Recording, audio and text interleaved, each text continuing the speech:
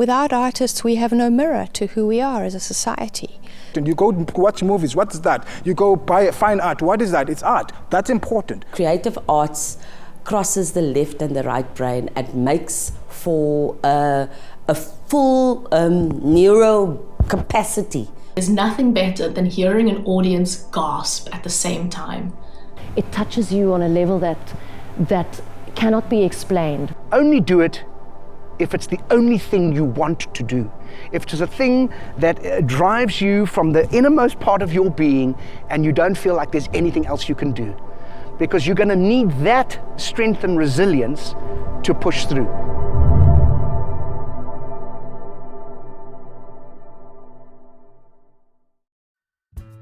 I grew up in a very small town called Vanderbijl Park, and Boswell Wilkie Circus was still touring the country, and just on that first watch of the circus I fell in love with the clowns. I just loved the way they connected with the audience and they made me laugh until I cried.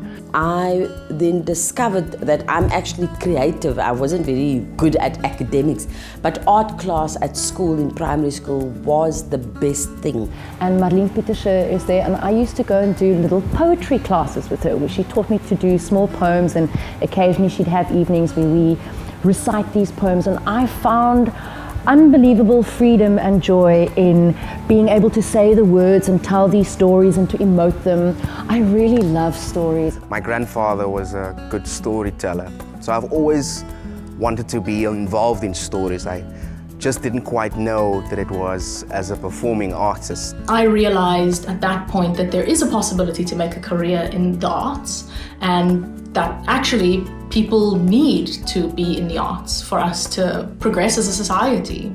So that sort of changed my trajectory from engineer to artist, and I'm much happier for it. The integrity of a country is seen by the quality of the arts and how it's managed and how much money is invested in the arts. If we want to go back to our history, theatre helped this country to be where it is now. If you're talking about Utatu Chonkane, if you're talking about Winston Chona, they use theatre for the outside world to know what's going on in South Africa. I think arts education is what gives a country its soul. And as South Africa, there's nothing our country is better at than soul and spirit and life and joy.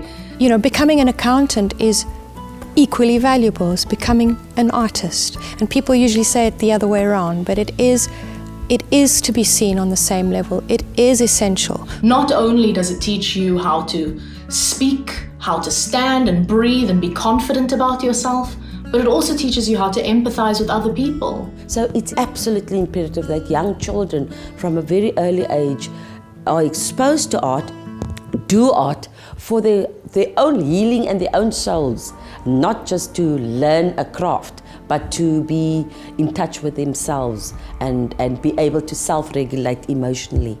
Being able to put yourself in the shoes of another human being and understanding what led to the character's choices and why, because one of the big things we learn not to do is judge our characters.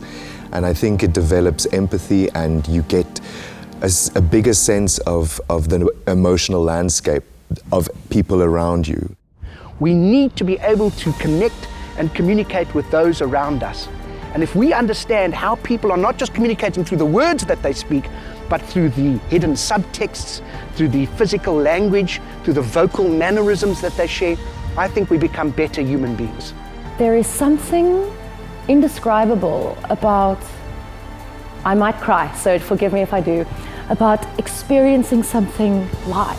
You know, if an actor is crying on stage, they're crying right now with you right there. If they're screaming with you right there, and laughing and singing, and it's all happening right in front of you. And that, for me, is the most amazing human experience that we can have.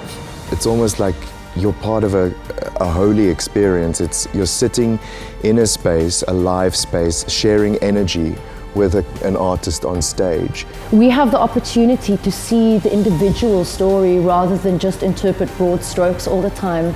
And that is how we're going to change the world. That is what helps us to be moved by each other, that we need to continually share our stories and our expressions and our feelings so that we can gain greater understanding and appreciation for that which is different.